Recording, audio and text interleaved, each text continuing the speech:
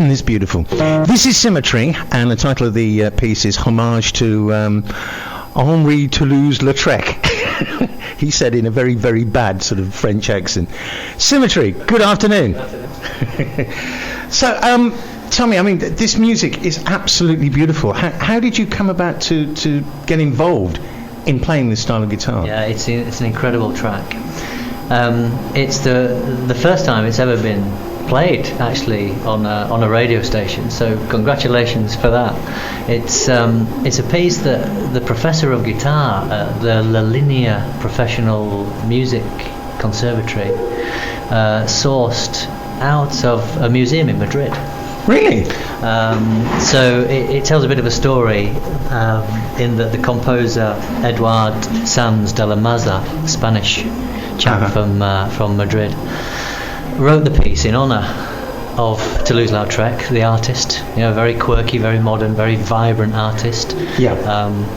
And he wanted to write this piece in a very quirky, very modern way in honour of his artwork. But it's been forgotten and left. So we've managed to salvage it out of archive, reinvented it, and produced it again. Now, it's a very emotional piece, isn't it? It seems to have a lot of depth in it. I've actually watched you playing. I don't think it was this particular piece you were playing, but I've watched you playing on YouTube. And you do seem to get very, very emotionally involved in the music you're playing. Is it something that you feel you have to do? You can't just sit there and play it? It's my voice. I'm a very quiet loner in a sense. I always have been all of my life, and as with many musicians, certainly classical ones that I know, they're generally quiet people, and they speak via their music, and it's far more comfortable for me to speak via music in front of 3,000 people than it is talking face to face in a social environment. So yeah, it's just me. Now I've got to ask you this, because I mean,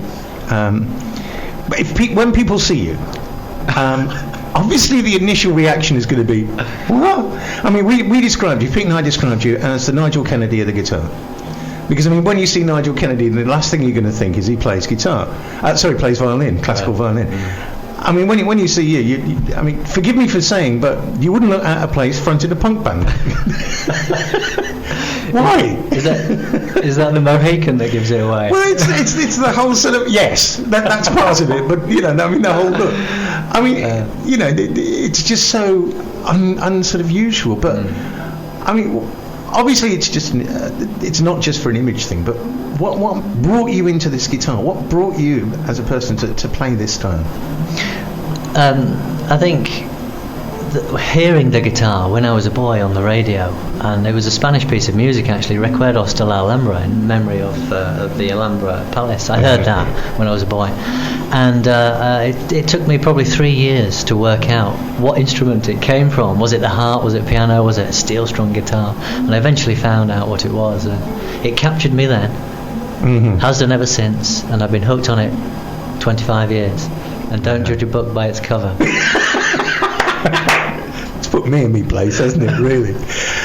But I mean, the beauty of the music you're playing is in its depth. It's something where pop music, yeah, we all love pop music. Yeah, we're all into it. You know, you drive along in the car and it's on, it's great. You're doing the washing up at home, it's on, it's great. Something like you're playing is the sort of thing where you stop and you go, whoa, I've got to listen to this. Thank you.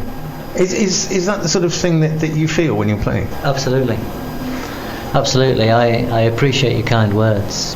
I can't help playing from the bottom of my heart, and I think it helps that I've had a hard life. I was going to ask you about that in a moment. And I think that's helped, really, because you know I've had a tough old time. I'm not going to complain, but you know there's certain emotions that are in me that I want to let out that probably might be unique to me, and I'm lucky. Now the journey you've taken to get here where you are now, as you say, has been quite a hard one and quite a complicated one. Yeah. It involves quite a few sort of twists and turns, doesn't it? Indeed. Do you want to tell us about any of it, or would you rather just glaze over that very quickly? I spent most of my childhood on my own. and that helped me, understand who I was. I think I was forced to understand who I was and what I wanted out of life, and I was lucky enough to decide early on. So I think that's the hint for today. Yeah, you focused on it and you went for it, and that's where you got to. Yeah, indeed. Now, the instrument you actually play. Another thing I've found with classical guitarists is they tend to have a guitar which is very, very special and very, very precise, and it's their guitar. And it's not like a lot of rock musicians who have maybe 5 or 6 Les Pauls or 8 or 9 Stratocasters. You have one guitar and that is it, and that's the one you live for. Is that the case? You're talking about Susanna. See, that's the other thing. It's got a name. Oh, incredible. Excellent question. Yes. She's been with me for about 15 years. Made by quite a well-known luthier from North Yorkshire. We sourced the cedar wood, which is a very soft tone. It's like balsa wood. You know balsa wood? If you just touch it with your nail, it dints very, very easy. So it's traditional English cedar, very, very soft, and it gives a real deeply rich melodic sound out of the trebles. And the back and the sides is Brazilian rosewood for a bit of vibrancy. So the wood is specifically chosen to suit the romantic classical music of south of Spain, South America, romantic but vibrant. Okay.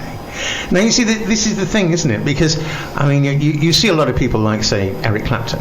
Okay, brilliant guitarist, fantastic guitarist, and he has all these different Stratocasters, and they're all sort of custom made for him and everything like that. But you guys go to the point of choosing the wood that is going to go into this piece of this object, because I mean it becomes more than a guitar, doesn't it? It becomes part of you, as you say. It's creating the ultimate voice box for the sound that you want to create. The flamenco guys have a very sharp spruce. Yeah. Light coloured, and it's hard wood, and you know the sound from the flamenco guys. It's sharp, it's harsh, and it's a confident arrogance. But no, the classical, it's soft, it's romantic. I think that's something which we ought to point out, sort of right now, that we are talking classical guitar. We're not talking necessarily flamenco guitar, which is something completely different. Now, I'm sort of thinking of people like Julian Bream and these sort of guys that I listened to when I was a little bit younger. And I always thought to myself, how on earth do you play like that? Because on a lot of things, it sounds as though there's more than one instrument in there.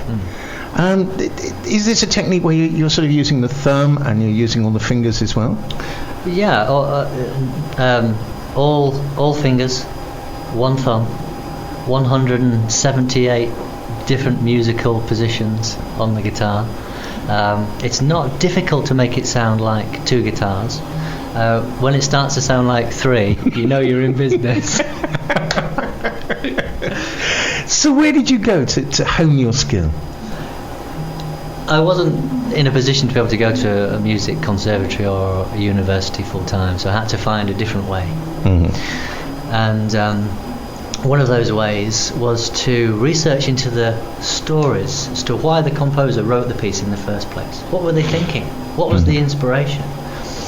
And this was a big help for me while I was going to persuade professors of the guitar in Amsterdam Conservatory, Madrid Conservatory, in Birmingham.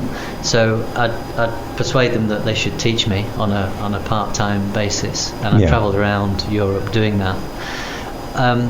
So that was the educational side, but learning the stories of the composer, stories of the music that the composer wanted to portray through sound, was just amazing. I found some incredible stories as to the reasons why they wrote the piece in the first place, and that then helped me play it. Yeah.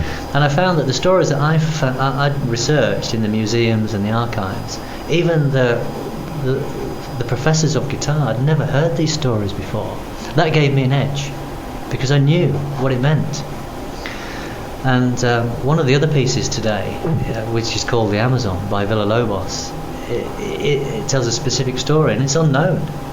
And if we have the time today, I'll tell you the story, and Okay, well, what we're going to do, we're going to play that piece now, all right? And then you can tell us a little bit about it just afterwards, if that's okay. Is that okay? Right. I'm really looking forward to this because, as I say, I am just a total guitar freak, and I love the sound of guitar. It's 3 o'clock. Ilan and Leaf there. We've got it covered with songs that make you feel good all day long. This is Heart.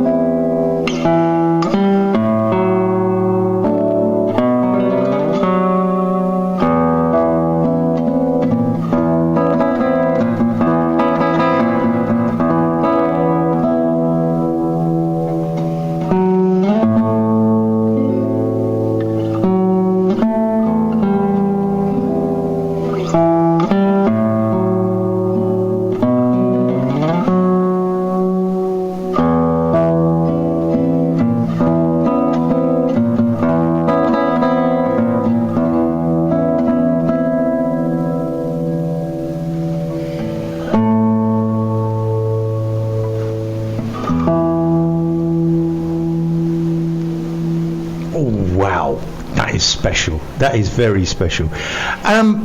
You said you got a story about that. I mean, that's a piece which you created, isn't it? This actually was composed by another composer. Oh right, okay. Called Jaita Villalobos, South American composer for guitar. Right, but you said you got a bit of a story about it, and as we were going through, you said that here's the rain, and it's yeah, I could see that. Villalobos, he was a bit of a nutbag, and would often disappear for days on end into the jungle, Amazon jungle.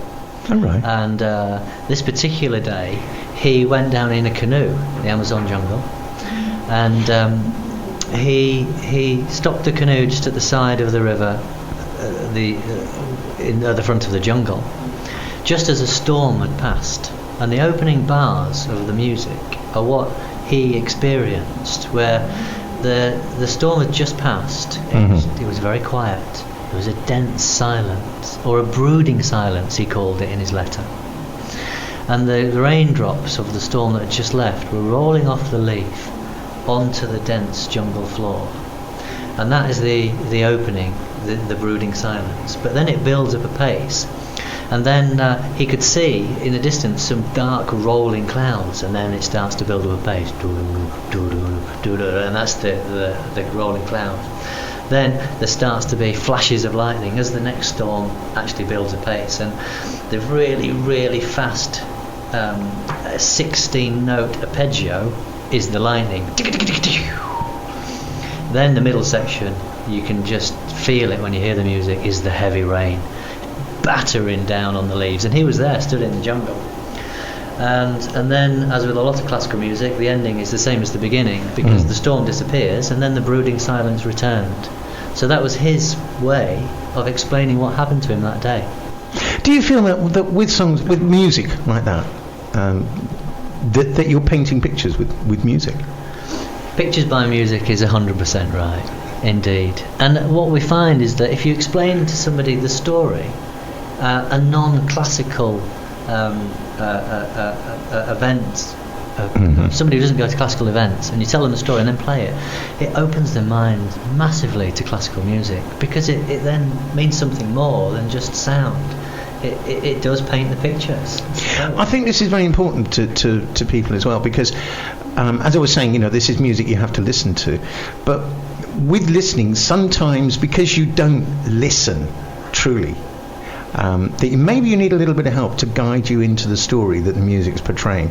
And once you get that, I mean, so many of us now, we watch TV and we listen to music on TV, and the music fits the image we see on TV. Fine, great. Yeah. But when you don't have that image, sometimes when you just sort of lead people in gently, and they go, oh yeah, now I can see what you're trying to say. Yeah, I can see the rain. I can feel the rain. Is that what you try and create? Exactly. The composers speak by sound, and what's not it's not visual. All art tells a story, Lee, and if you see a picture you can see the story, if you see a sculpture you can see the story, but you can't see music. No. But a lot of it tells what's called descriptive music, where the sounds of the guitar describe an exact event or experience. And if we tell you the story and then play you the music, it's a completely different experience. Yeah. And that's what I do in the private recitals, is I talk to the story first, tell the story first, and then I let them have it. Now you see, along with the saxophone, to me the guitar is a very emotional piece of equipment.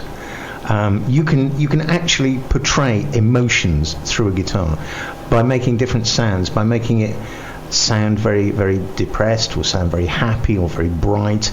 I always think the saxophone is a very sexy instrument. It can sound extremely, almost pornographic, whereas the guitar is something which to me has far more romantic emotions. Would you agree with that? I think you're absolutely right. Segovia, the master of the guitar, said it wasn't the eyes that were the window to the soul, it was his guitar. And that's it. That was his voice box. Yeah. And you're right with the guitar. You can. The dynamic range is so vast if it's played well, that you can stretch your emotion from one side to the other in an instant. Yeah. Do you write yourself? I don't. No. I prefer the dots on the page. Do you regret that? Do you wish you could actually, or is it something which secretly you do and then you just don't tell anyone? There is so much classical music repertoire out there to play that I've just spoilt for choice as it is at the moment. And one thing that I am doing just to stretch the repertoire a little bit is converting famous piano music for guitar, the piano by guitar, and I've got quite a lot of repertoire of that. So that's probably how I probably just stretch my artistry a little bit, is reinventing some piano music for guitar, and it works well. That's fascinating. Now, obviously, with a skill like you have, you need to hone it. You need to continue practicing. How often do you pick a guitar up? I probably do three 1.5 to 2 hour sessions every day of practice, starting at 6 in the morning.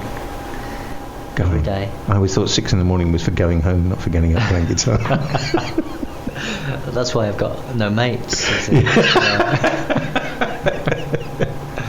Now, you obviously give recitals and concerts and things like that.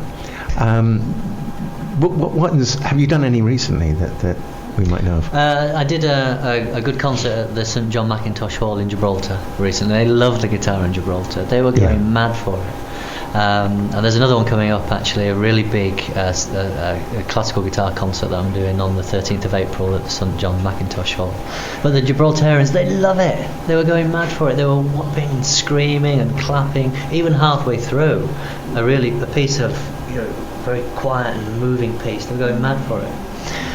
So that's always a good sign. Yeah. They're not throwing things at you. They're just screaming at you, and that's fine. How about Spain? I mean, do the Spanish actually relate to what you're doing? They do, yes. They enjoy it tremendously. They do get a lot of flamenco, though, so I think the classical side of things is somewhat strangely secondary to flamenco. Yeah. And that's something that we're about to change. We're doing private recitals and some concerts in conjunction with other bigger events. Well, that'd be good. I was going to say to you, do you enjoy working with other people? Is there something that other either guitarists or singers or something like that you enjoy working with, or do you prefer to be totally on your own up there? The other mediums that I would use on stage would be other art forms, completely different art forms, to help portray the story. With the Amazon piece that you've just heard, we have a large 10 by 5 meter screen on the stage, and it shows pictures of the Amazon rainforest and the rain, and it's all done in time with the music. The next piece might be a ballet. I've played with contemporary ballet dancing in the background, so they're dancing the story whilst I play it. Okay. Yeah, so we have pictures by music. Yeah. Right, we're going to take a break for a moment, and we'll be back with Symmetry in just a moment.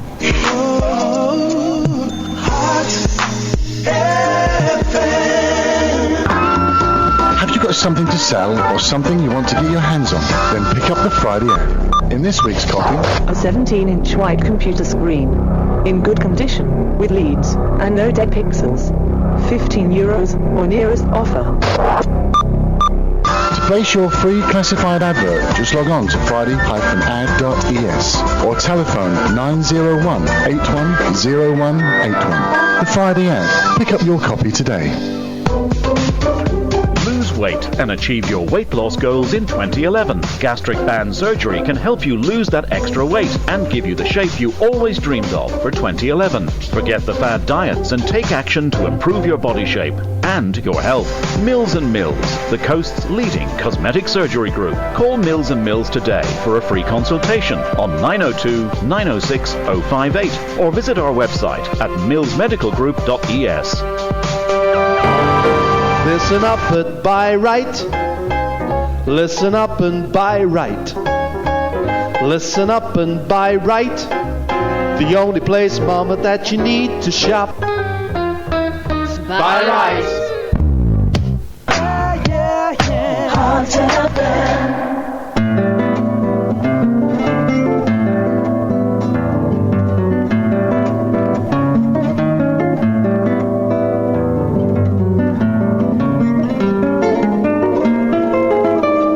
You were saying about private recitals there, Symmetry, and that's something which you enjoy doing. Can you tell us a little bit more about that? How does that actually work? What what we find works really well is a recent one. A gentleman had a dinner party, had about 15 people around his house, and he appointed Symmetry as a romantic classical guitarist to play for his guests after dinner. And I had my white dicky bow on and my black tails, and I was there in the morning of the performance, setting everything up. And then I turned up after dinner, Mohican, which is wonderful. White dicky bow. Yeah. And I explained the stories to each piece, and I played them some deeply romantic, if not a little bit complex, classical music, and it was absolutely fantastic. Concert rules, everyone was quiet. Played for about half an hour, and it went down an absolute treat, and I really enjoy those. That must be wonderful. I mean, to go to a dinner party and have something like that, somebody actually just come out and play for a short period of time, but some music where, because you're sitting down, you're relaxing, you've just eaten, you don't want anything really heavy to happen. It must be just wonderful just to let it float over you. Thank you. And I think telling the stories of the piece before I play makes it completely different as well. And I enjoy it more because they understand it. Yeah. Now, I understand from Dee, who's sat over here, but isn't going to talk to us because she's too shy, that you've got something going on with the recording contract. That's possibly, right. Fingers crossed. That's right. It's all going incredibly well. We're just doing a few more demo tracks for them on some new pieces, and they'll probably sit their committee meeting over the next 10 days. Fingers crossed for that, then. Definitely, fingers crossed. Now, you've got all sorts of other things going on that we know about, and we will find out about. Hopefully you'll keep us informed. But if somebody did want to come on and book you, well, first of all, if they want to see what you look like and how you play, because I mean, okay, we played a couple of tracks here, but it might be nice if people would actually see you. They can go onto YouTube, can't they? That's right, yeah. There's a few clips up on YouTube. Yeah, Symmetry, romantic classical guitar. You'll find me. And that's SYM ETRY. I didn't get my O level in English. Oh, it's double M. Is it double M? Sorry, my apologies. See, I was showing off. Double M. Okay, and if they want to get in touch with you, is there any way that people can get in touch with you? Absolutely. Symmetry at theclassicalguitarist.eu. Right. Symmetry at theclassicalguitarist.eu, or telephone 670 636 063 670 636 063. And that wasn't written down. It wasn't written down in black ink on my notes. No. Symmetry, it's been fantastic meeting you and listening to your music. It's beautiful. We wish you well, and please come back and maybe one day play for us live in the studio. You've been fantastic. Thanks so much. It's a pleasure, mate. Thank you.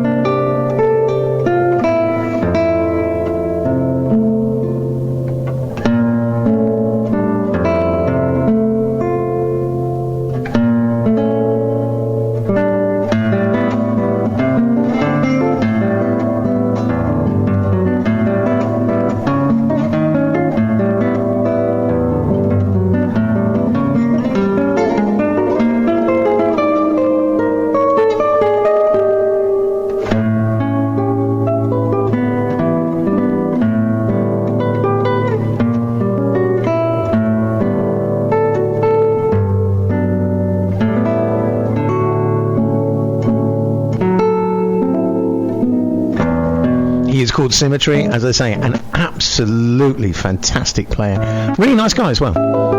And don't forget, if you'd like to find out more about Symmetry, do check his website and do check on YouTube as well. Just nice to do something a little bit different, isn't it?